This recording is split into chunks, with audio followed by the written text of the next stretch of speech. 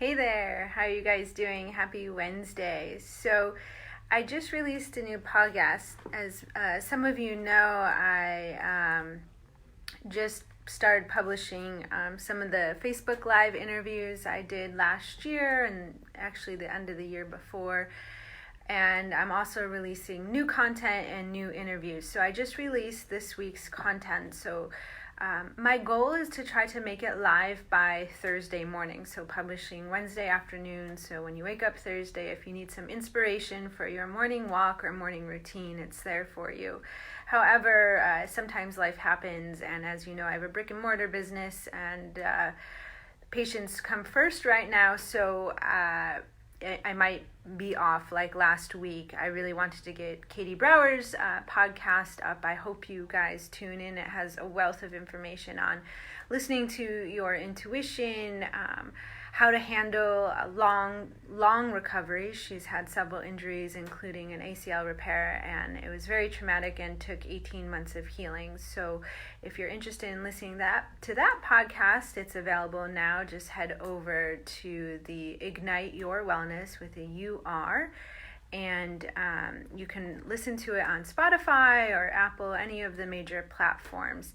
This week's podcast is all about how wellness does not equal perfection, and I've learned this personally in my life, going through different kind of health crises, so to speak. And I dive a little bit deeper how when I did go through one of my own diagnoses last year, I almost felt shamed not to share my knowledge with you guys because I wasn't perfect. And this might be me. I mean, comment below if you're striving to be a perfectionist and you hold yourself back sometimes because you just want it all to be perfect and the stars to align and everything like that. And sometimes I think we can fall into this trap of thinking that our yoga practice has to be perfect, or our diet has to be perfect, or whatever it is. And if we're not doing it exactly right, then we're not achieving health and wellness. And really, it's all a personal goal. And the outcome, the end of the result, there is none, right? It's wellness is a path, it's a journey. And how that looks is going to be really individual, person to person. And it's not a perfect path. And I tell a lot of my patients this when they come into the clinic with healing. They're surprised to find out that healing, one, takes a long time, and two, that it requires work and effort, and three, that it's not like a graph. I'll show you if I can. It's not like a graph that's a straight line like this, right? You don't come into my clinic and say, "Hi, Justine. Yes, I feel you. I think you are a little bit more organized than I, and I strive to be like you, and I'm still working on it. So please keep doing all that you're doing, because I love hearing all that you're doing." But some of my patients, they come into the clinic, right, with low back pain, let's just say, for example, and they think that the minute they walk in the door, it's all going to be, movement in a positive direction this way. Each day they're going to be feeling better and better, and then one day they're not going to have their back pain. And sometimes, I'm not going to burst anyone a bubble, but sometimes that does happen, right? But I find that this scenario is more rare. What normally happens with healing is that you see improvement, right? And then because you feel better, you go out and do something. So you step on the yoga mat, maybe a class you haven't been to in a while because you were in pain, so you've been avoiding it, or you go for a hike outdoors longer than normal because, again, you've been holding yourself because you've been in pain, and you have a setback, right? You have a bad day, and it takes a bit to come back and then reorganize the graph. Or in terms of health and wellness for myself, and this is a pattern I'm working on, and I describe a little bit more in the podcast, is that I always think that my health should be vibrant and I should be thriving each day. And so I book my schedule to the max, not giving myself any breathing room depending upon what I'm going through in a moment or week to week. And so I have some bad health, essentially my body forces me to slow down. Either I get like a migraine or some type of like crazy thing where I'm completely shut down, and I'm forced to tune into my body a bit better and manage my schedule a bit better. So that is my work. That is what I'm practicing. But it doesn't mean that I'm not healthy or well.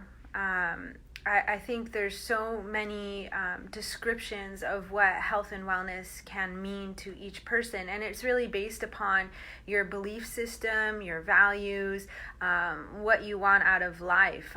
Just like many diets can look very different dependent upon our own body's needs and our genetic makeup and our goals, and if we're competitive or we're moms and breastfeeding and all these various things. So that's what the podcast is about in a nutshell. I briefly describe what wellness means to me. So I go over, there's different methods of describing wellness.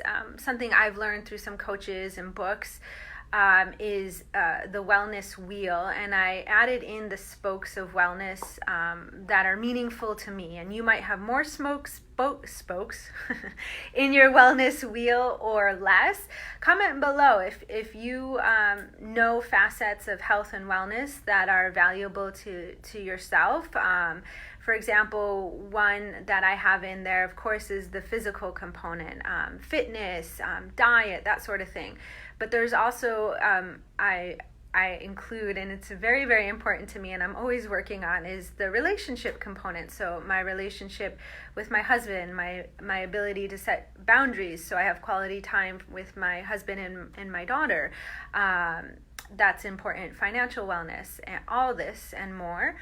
So comment below on some of the facets of your life that's meaningful to you, that is incorporative into wellness. The other thing that I include in the podcast is the 5-layer of koshas from the yoga model, which are essentially the layers of the onion that peel us back to the core, which brings us to us and bliss and your true you, your most authentic you.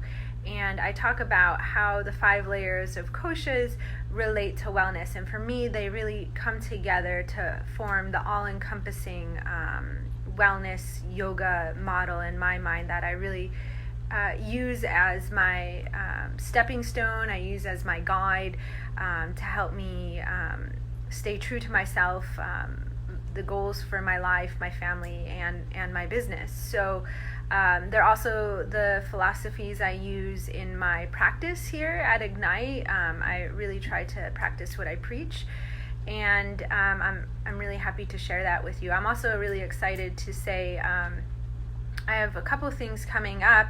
The first, for those of you looking to deepen your yoga practice, if you're a yoga teacher, I have a low back intensive coming up at Prana, so stay tuned for that. It's in November, the 1st through the 3rd, and it's yoga to support low back health. And this is not just for yoga teachers only per se. If you're a healthcare provider and a yoga teacher, this would be wonderful for you. If you're a healthcare provider like physical therapist, occupational therapist, psychologist, then stay tuned, because I'm very excited to say I'm going to be releasing some online courses very shortly on how to incorporate these philosophies. So not just the yoga model, but the wellness model. And it's more than just the physical component.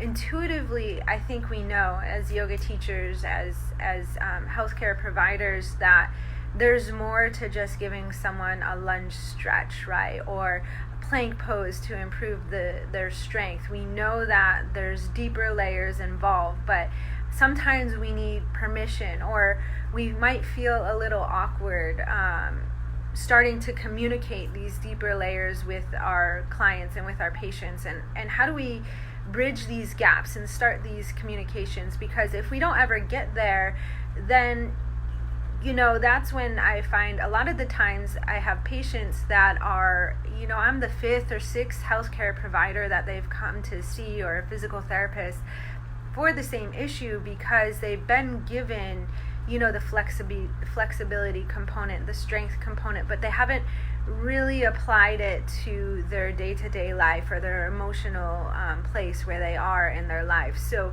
how do we go deeper? How do we access the breath? How do we tap into their beliefs and their patterning and make the changes at the deeper level that leads to longer lasting wellness and health, right? And more importantly, back to the topic of today's live, or whatever you want to call it, if we have a bad day, if we have a setback, if we have a surprise diagnosis, because we are human, these things are going to happen, that we can handle it with grace, right? We're not going to just put on all brakes to health and wellness, or spiral down into some funk and feel that we're not worthy, or it's our fault, or we start shaming ourselves because of something that happened. So it is this balance of taking responsibility for our health and wellness, but at the same time, respecting that we're human and all's not perfect all of the time, and it's okay to have a vulnerable side. It's okay to have a diagnosis that pops up surprisingly, and working through it. For me, there's that saying, everything happens for a reason, and I've actually let that saying go, because sometimes I was finding that it was putting too much pressure on that moment to make something good out of maybe a not so good situation. And sometimes it just happens. Shit just happens, right? And one thing I do know, that personally for me, when I go through that stuff, I do come out a stronger person. I do come out with lessons learned that I can apply to the future and share with others. So because of that, I do feel that a lot of the times the things I went through have been, good in that way, not necessarily in the moment they've been enjoyable or comfortable at all. But anyway, so there's my soapbox for today. If you want to hear more, go listen to the podcast, which this actually might be longer than the podcast, but I guess it comes as it does. And if you're a physical therapist or healthcare provider and you want more info on these online courses, you can comment below or just message me. Go to the website, igniteyourwellness.com, and you can email. There's like a cajillion ways to contact me on the website, so any of those methods.